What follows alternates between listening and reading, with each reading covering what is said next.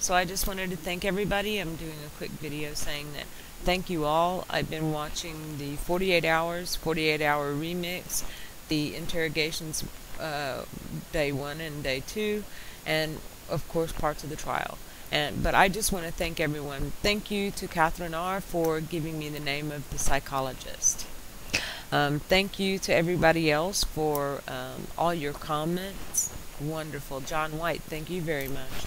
I don't remember all your names, but the thing is I'm living in a foreign country, and I converse with people from all over, but a lot of people don't have a very high opinion of Americans, and except for my friends have a high opinion of myself and other Americans. You know, it's just that on the whole, they seem to think we are not very intelligent, and so on and so forth. And that's a generalism, and that's really bigoted. But I miss it. I miss these kinds of debates and conversations, and you guys have really made me happy. I mean, under such a horrible circumstances, the loss of this man's life. And I'm having some of the most stimulating things, you know, learning, stimulating things from people, sharing, stimulating thought. I'm a person that I've been morbid all my life. I liked detective stories even as a small child. My mother used to subscribe to the Detective magazine, and I used to, as a child, look through that. They actually had the photos in those magazines of crime scenes, okay? And I was fascinated with it even as a young child. I like CSI, crime scene investigations. I watch a lot of murder mystery type thingies. Of course, when they started doing the CSI series, I enjoyed them all. And I do see one thing about with Jodi Arias. All of us have a bit of self-centeredness, or a bit of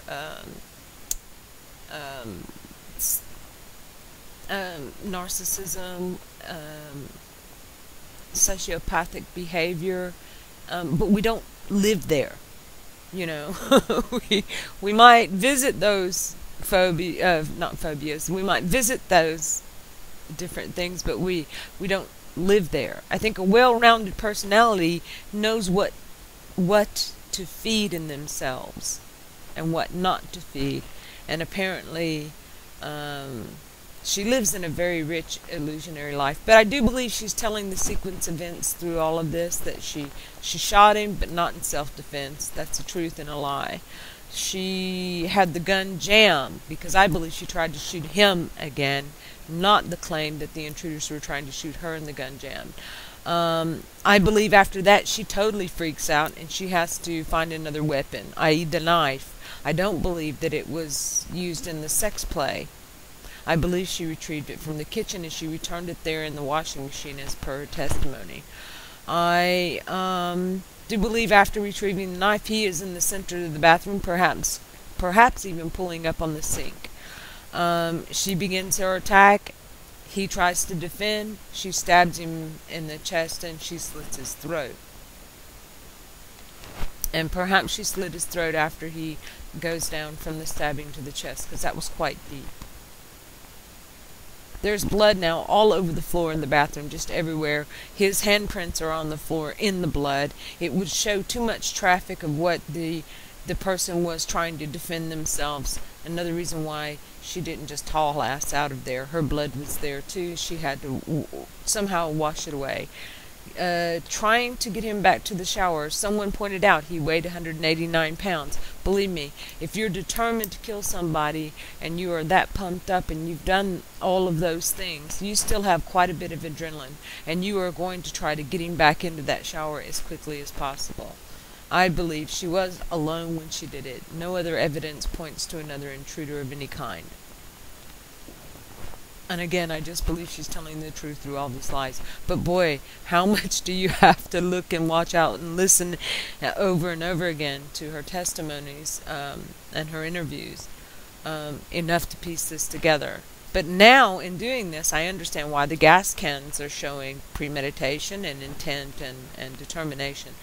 The fact that she did take everything down to the car says to me she wanted a quick getaway as well. To me, all she had left was her purse and the gun. And this all went, as the English say, tits up. And um, so anyway, thank you for the people pointing out that maybe I would be wrong about having a woman in the interrogation, because she would probably just clam up and turn to ice. She is jealous of other women unless she can manipulate them. So therefore, a more powerful figure would have clammed her up. And in thinking about what you said, and also going back over some of these things, you're probably absolutely right. But what I really like in that, having now given that attitude, going back and listening again with the prosecutor being a man, she's shown several times her contempt and her conceit, and also enjoyed chiding him and correcting him, and it has not gone unnoticed by the jury. You know, she pretty much sealed her fate there. I think they very much have noticed her attitude, and they have not liked it at all. Shows total disrespect for the slaughtered young man, and disdain and aloofness doesn't help her either. Anyway, this has gone on long enough, and it was meant to just be a thank you, a very humble thank you for sharing all your thoughts and your points of view, coming from all sexes, all ages, all educational backgrounds, everyone adding to this very rich fabric of conversation. Has been really great. And if I said that twice, I'm sorry. Oh my goodness. I've tried to record this a couple of times, and now I'm just going to let it go and stop it and post it and just say a gracious and humble thank you.